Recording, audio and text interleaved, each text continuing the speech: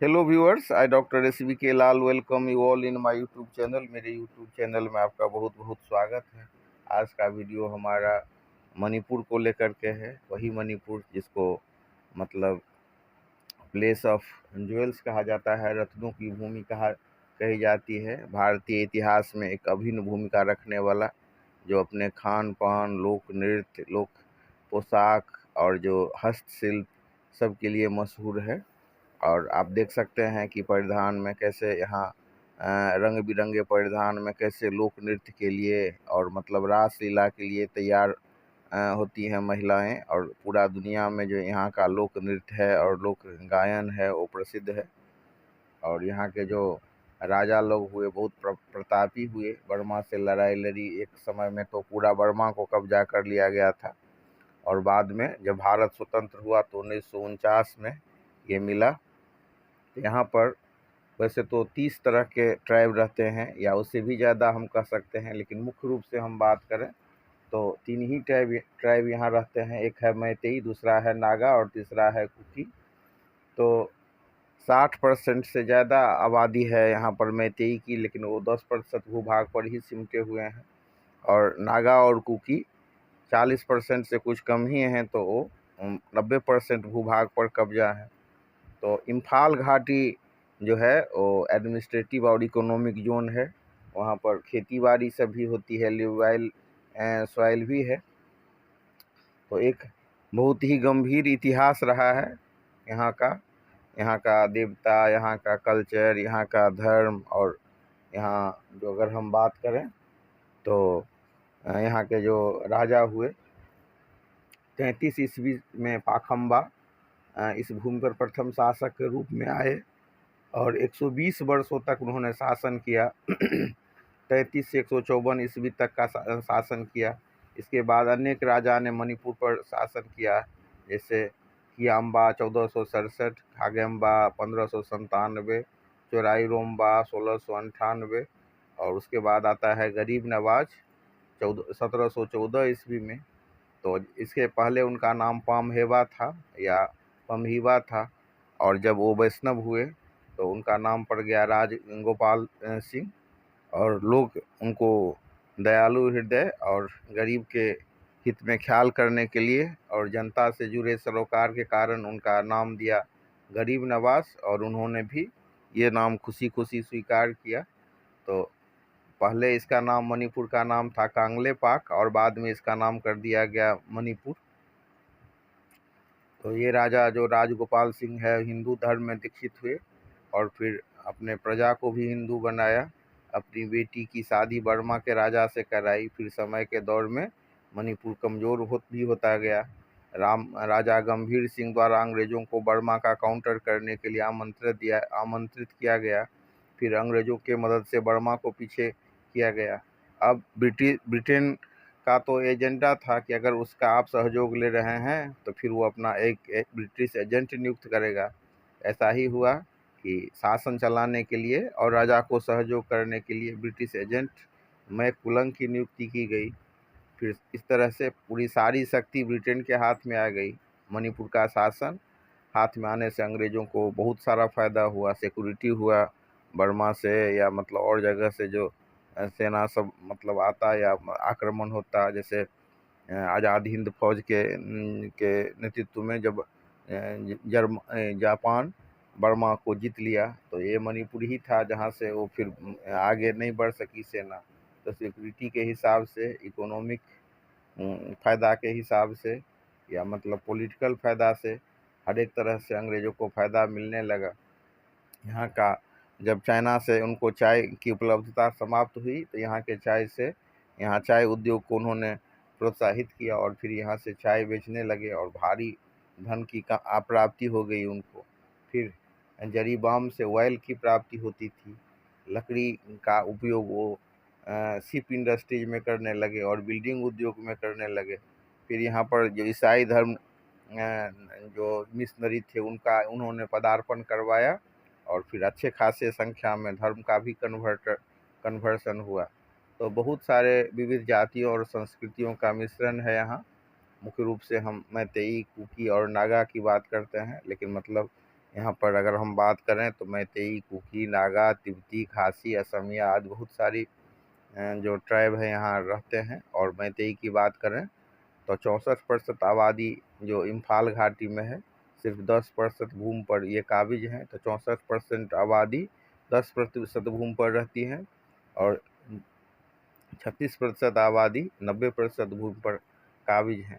और मैतेई में हिंदू भी हैं, क्रिश्चियन भी हैं और 8% मुस्लिम भी हैं। तो मतलब नागा और कुकी लोग जो हैं ज़्यादातर ईसाई धर्म को मानते हैं। तो ऐसा भी अगर हम शास्त्रीय की बात करें, शास्त्रीय आख्यान की बात करें तो मणिपुर नरेश चित्रवाहन की पुत्री चित्रांगदा की शादी अर्जुन से हुई थी, ऐसा कहा जाता है। और पर इसमें कुछ कंट्रोवर्शियल भी हैं, अलग अलग इतिहास के विद्वान का अलग अलग विचार रहा है। तो प्राचीन काल में मणिपुर का नाम कांगलेपाक था और एक पुराने तथ्य के हिसाब से इसका नाम विष्णुपुर था। और भी बहुत सारे नाम हैं प्रचलन में, जैसे मैत्रबक, कैलेम्पू, कथय, मोगली, मिकली और पोंथोकलम। तो मैतेई यहाँ 1500 ईसा पूर्व से निवास करते आ रहे हैं, लेकिन वो मतलब उनको सिमट दिया गया है। वो पहाड़ पर ज़मीन नहीं खरीद सकते हैं। और जब हाई कोर्ट ने इस विसंगति को पाटने के लिए ऑब्जर्वेशन करने को कहा तो पूरा मतलब रिमर उड़ा दिया गया कि आरक्षण की बात की गई है और हिंसा शुरू हो गया। तो ये जो हिंसा शुरू हुई मई 2023 से, और उसमें पूरा ये मणिपुर जल उठा। 40,000 सुरक्षा बल की तैनाती के बाद भी हिंसा को कंट्रोल नहीं किया गया। और हद तो तब हुआ जब मतलब हिंसा रोकने के लिए जब सेना को बुलाया गया तो सेना के अधिकारी को गोली मार दिया गया। और हिंसा ऐसा वैसा नहीं हुआ, बहुत करवाहट बढ़ती गई, घर जलाए गए, मंत्री तक का आवास जलाया गया। और हिंसा में मतलब न्यूड परेड कराया गया लड़कियों को। तब पूरे दुनिया में इस तरफ लोगों का ध्यान गया। और हिंसा का संबंध अगर हम एक सूत्र की माने या एक खबर को माने तो ऐसा भी कहा जाता है कि हिंसा का कनेक्शन ड्रग माफिया से है और अवैध प्रवासी से है। अवैध प्रवासी सब अगल बगल के देश से यहाँ पर आकर के सेटल करना चाहते हैं और ज़मीन पर कब्जा करना चाहते हैं। अगर हम देखें तो अभी सबसे अच्छी स्थिति भारत ही की है, जहाँ पर खुशहाली है, रोजगार है, शांति स्थापित है। और यहाँ पर आकर के लोग इस पर कब्जा करना चाहते हैं ज़मीन पर भी, और यहाँ पर रहना चाहते हैं और फिर घृणा भी फैलाना चाहते हैं। तो ये सबसे विसंगति उत्पन्न हो रही है। जबकि भारत के संविधान की आत्मा की बात करें तो यह है कि हर जगह लोग आ जा सकता है, रोजगार प्राप्त करने की स्वतंत्रता है, शिक्षा वो पार्जन करने की स्वतंत्रता है। लेकिन अंग्रेज के द्वारा जो प्रोविज़न लिया गया, परमिट राज स्थापित किया गया, तो उसमें उसके मूल में तो लोग कहते हैं कि पूरा मणिपुर का वो शोषण करना चाहते थे, एक्सप्लॉइट करना चाहते थे और ये नहीं चाहते थे कि पूरे दुनिया से इसका लगाव हो। तो उन्होंने परमिट राज लगाया। लेकिन ये भी सच्चाई है, अगर हम सोशियोलॉजी के विद्वान सब की बात करें तो ट्राइब सब पर खतरा हो जाता है। इसके ज़मीन को, जंगल को तहस नहस कर दिया जाता है, इनका खनन करके यहाँ के खनिज को निकाल लिया जाता है और फिर इनके कल्चर को भी नष्ट कर दिया जाता है। तो एक हद तक अगर मतलब परमिट की बात हो तो ये सही है, लेकिन ये कैसी विडंबना है, जो सबसे पुराना ट्राइब है उसी को यहाँ पर अधिकार नहीं है। यहाँ के लोग काफ़ी प्रतिभाशाली रहे हैं। अगर हम खेल की बात करें तो यहाँ पर शुरू हुआ एक खेल पोलो, पूरे दुनिया में फैला, पूरे दुनिया में मशहूर हुआ। तो और यहाँ के लोग कितने लड़ाके हैं वो भी आप देख सकते हैं। तो इनका अगर उसका उपयोग सेना में किया जाए तो ये देश के लिए भी बहुत गौरव की बात होगी और लोगों के लिए भी इनका क्रिएटिव यूज किया जाए। जैसे हम देख सकते हैं कि जो नेपाल के गोरखा सैनिक हैं वो कितना वीर होते हैं और पूरे दुनिया में कितना डंका बजाते हैं। तो उसी तरह से कुछ ट्राइब में जो ऐसे जो लड़ाके हैं उनका बहुत पॉजिटिव इस्तेमाल किया जा सकता है। और भारत में हम देख सकते हैं एक नागा रेजिमेंट है भी। तो इस तरह से बात है। और आपको आश्चर्य होगा कि इनका जो एक देवता थे बागला शाह, तो उसके नीचे 5 अंग्रेज़ों की बलि दी गई थी। तो इस तरह से ये लोग मतलब हमेशा जो कभी समझौता नहीं भी करने के मूड में रहे हैं, और अंग्रेज़ों को भी छक्का छुड़ा दिया गया। और जब 5 अंग्रेज़ों की बलि दी गई थी, तो बागला शाह को डायनामाइट से उड़ा दिया गया था। तो इस तरह से मतलब ये जो मतलब मणिपुर के जो लोग हैं, वो बहुत स्वाभिमानी भी रहे हैं। एक समय ऐसा भी था जब ये बर्मा को पूरा जीत लिए थे, और उसके बाद ऐसा भी हुआ जब अंग्रेज के द्वारा बीआरएफ एक्ट के तहत मणिपुर का प्रोटेक्शन भी किया गया।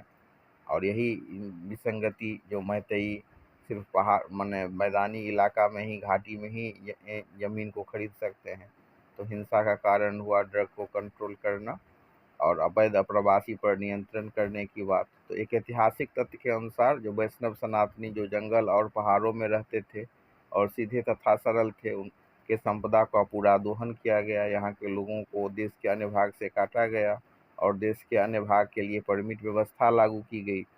हम देख सकते हैं कि जो भोजन में, कल्चर में, खान पान में, रहन सहन में जो इतना समृद्ध है, वो कैसे जल उठा और कैसे ये घृणा हुई। तो सबसे ज़रूरी है कि मतलब law and order situation maintain हो। अपराधी कोई हो तो जाति, रंग, रूप, लिंग के आधार पर कोई भेदभाव नहीं किया जाए और उनको सज़ा दिया जाए। तो अंग्रेज का ये यहाँ पर देन है कि इन्होंने शांति व्यवस्था स्थापित की और बर्मा से इसको मुक्त भी करवाया। बर्मा के साथ लड़ाई भी लड़ी, और एक यहाँ फिर अंग्रेज़ों का मणिपुर के में भी लड़ाई हुई। फिर अंग्रेज जो एक राजा हुए, उन्होंने अंग्रेज को मतलब से मदद मांगी, और उसके बाद फिर यहाँ अंग्रेजी एजेंट की नियुक्ति हो गई। उसके बाद से अंग्रेजों का सपना था मणिपुर को ईसाई राज्य बनाना, साथ ही पूर्वोत्तर से चीन तथा भारत से पूर्वी एशिया पर नज़र रखना। ईसाई को एसटी का दर्जा भी दिया और कई सरकारी सुविधाएं भी दी गई। तो 90% भूमि पर कुकी एवं नागा का कब्जा है, जो मुख्य रूप से ईसाई हैं। तो इसके बाद फिर जब देश स्वतंत्र होता है, तो विषय पत्र पर हस्ताक्षर करने वाले बोधचंद्र सिंह ने भी मतलब नेहरू से मैती को एसटी की दर्जा देने की मांग की थी, और नेहरू ने इस पर कुछ नहीं किया। तो ब्रिटेन की एमआईएस और पाकिस्तान की आईएसआई पर भी आरोप है कि नागा कुकी को हथियार उपलब्ध कराते हैं, जिसका उपयोग भारत विरोधी गतिविधि के लिए किया जाता है। और मतलब इस तरह से तो जो इम्फाल घाटी है, उसमें जो ज़्यादा अमीर और पहाड़ वाले जो तुलनात्मक रूप से गरीब हैं, तो इम्फाल घाटी में जो ज़्यादा अमीर हैं, ऐसा कहा जाता है, और मतलब तुलनात्मक रूप से पहाड़ वाले ज़्यादा गरीब हैं। और राजनीतिक हिस्सेदारी की बात करें तो भारत में हर एक जो संविधान की आत्मा है, वो हर एक जगह एक व्यक्ति दूसरे जगह जा सकें, रोजगार अर्जन कर सकें, शिक्षा अर्जन कर सकें, रंग, रूप, लिंग, जाति के आधार पर कोई भेदभाव नहीं हो। लेकिन मतलब ट्राइबल एरियाज़ के नाम पर उनको छूट दी गई कि उनका कल्चर बचा रहे, उनके ज़मीन पर लोग कब्जा नहीं करें, उनका शोषण नहीं हो। तो कुछ परमिट की भी व्यवस्था की गई। और हम देख सकते हैं कि कुछ हद तक ये सही भी है। जैसे झारखंड में जब बिहार और यूपी से लोग पहुँचे, तो वहाँ के कई आदिवासियों का बहुत शोषण हुआ। लेकिन ये भी सच है कि जब मतलब कोई कंपनी जाती है, कोई निवेश होता है, तो फिर रोज़गार के भी अवसर पैदा होते हैं, रोटी भी लोगों को मिलती है, ज़मीन का दाम बढ़ जाता है और गरीबों का भलाई भी होता है, फिर शिक्षा का दर आगे बढ़ता है। और सबसे बड़ी बात है कि जो कैपेसिटी है, जो बल है, जो आदमी में क्षमता है, उसका अच्छा से एक्सप्लॉइट किया जाए। जैसे हम देख सकते हैं कि नेपाल के जो गोरखा लोग हैं, कितने वीर होते हैं, पूरे दुनिया में उनका झंडा बुलंद है। ये ऐसे वीर होते हैं जो एक गोरखा सैकड़ों दूसरे सैनिक को छक्का छुड़ा दें, सिर्फ खुरखुरी लेकर के भिड़ जाते हैं। एक बार मानेकशॉ ने कहा था कि अगर कोई कहता है कि मौत से उसको डर नहीं लगता है, तो या तो वो गोरखा है या वो झूठ बोल रहा है। तो ऐसे ही यहाँ के भी जो मतलब वीर लोग होते हैं, लड़ाई करने वाले हैं, उनके बीच में जो जिनका ब्रेन वॉश करके देश विरोधी काम में उनको लगा दिया गया है, या मतलब हिंसा करके वो आपस में लड़ते रहते हैं या एक दूसरे के प्रति घृणा रखते हैं। आपको आश्चर्य होगा कि मैती और कुकी के घृणा को देख करके, और मतलब कुकी और नागा में भी काफ़ी लड़ाई चलते रहता है। और इसी हिंसा के लिए 1993 में कुकी ब्लैक डे मनाया गया। जो नागा मिलिटेंट थे उन्होंने अटैक किया था कुकी के विलेजर्स को, तो 13 सितंबर 1993 को कुकी का ब्लैक डे मनाया जाता है, जब 115 कुकी को उन्होंने हत्या कर दिया था। लेकिन मैती के समुदाय के विरोध में ये लोग सारे एकजुट हो जाते हैं। तो यहाँ की बहुत श्रेष्ठ परंपरा रही है। चाहे खेल में हम बात करें तो पोलो का मैदान हो, या रंग बिरंग आभूषण हो, या मतलब यहाँ पर जो वैष्णव संत आए और जब उन्होंने दीक्षित किया था राजा को, और राजा ने अपना नाम स्वीकार किया था हिंदू नाम, तब से हम देख सकते हैं कि देश कैसा आगे बढ़ा, एक कल्चर में भी एकीकरण हुआ। और आप देख सकते हैं कि बगला शाह के नीचे 5 अंग्रेज़ों की बलि दी गई। तो ये जो मतलब घृणा है, एक दूसरे को नीचा दिखाना है, एक दूसरे के प्रति शंका आशंका है। एक छोटा सा स्टेट है जिसकी बहुत आबादी नहीं है, उसमें भी जो सबसे पुराना ट्राइब है उसको वहाँ पर सिर्फ घाटी तक सीमित किया गया। इसी को ऑब्जर्वेशन करने के लिए जब हाई कोर्ट ने मैती के पक्ष में या विपक्ष में कोई फैसला ही नहीं दिया, उसने सिर्फ ऑब्जर्वेशन करने को कहा कि इनको मिलना चाहिए कि नहीं, तो पूरा मणिपुर जल उठा। तो ये आपस में नहीं होना चाहिए। आप और लॉ एंड ऑर्डर सिचुएशन स्थापित होना चाहिए, रूल्स ऑफ लॉ स्थापित होना चाहिए। तभी जो यहाँ इतना समृद्ध जो भोजन, पकवान, खेल, रंगमंच, हस्तशिल्प, ये सारे चीज़ में जो इतना एडवांस, इतना विकसित जो ये राज्य है, इसका और ज़्यादा पूरा दुनिया में हम देख सकते हैं कि टूरिज़्म के लिए यहाँ पर कितने लोग आते हैं। और अंग्रेज़ों के साथ भी लड़ने का, और अंग्रेज़ के साथ के सहयोग, अंग्रेज़ का सहयोग प्राप्त करके बर्मा को परास्त करने का भी यहाँ गंभीर ये रहा है। और सबसे जो अंग्रेज़ सबको यहाँ पर बलि दी गई, अंग्रेज़ों को भी छक्का छुड़ा दिया था यहाँ के सैनिकों ने। तो जो पम्हीवा थे, और जब अपना नाम राजा गोपाल सिंह धारण किया तो कांगलेपाक का नाम मणिपुर कर दिया गया, और फिर मणिपुर बहुत मजबूत भी हुआ। फिर प्रजा को भी इन्होंने हिंदू बनाया था, और अपनी बेटी की शादी बर्मा के राजा से किए थे। फिर समय के दौर में जब मणिपुर कमज़ोर हो जाता है, तो फिर राजा गंभीर सिंह अंग्रेज़ों को बर्मा का काउंटर के लिए आमंत्रित करते हैं, और अंग्रेज़ों के मदद से बर्मा को पीछे भी करते हैं। फिर शासन चलाने के लिए ब्रिटिश एजेंट मैककुलन की नियुक्ति होती है। फिर सारी शक्ति ब्रिटेन के हाथ में आ जाती है। फिर हम देख सकते हैं कि यहाँ एक समृद्ध इतिहास रहा है, समृद्ध परंपरा रही है, खान पान, वेशभूषा और सारा चीज़ में। और सबसे ज़्यादा ज़रूरी है कि गलती कोई भी करे, हिंसा कोई भी करे, तो कानून का राज स्थापित होना चाहिए, उसको सज़ा मिलनी चाहिए। लेकिन आज दुर्भाग्य से हर एक ट्राइब के पास अपनी निजी सेना है, और वो मतलब एक दूसरे के साथ लड़ रहे हैं। तो ये जब तक कंट्रोल नहीं होगा, तब तक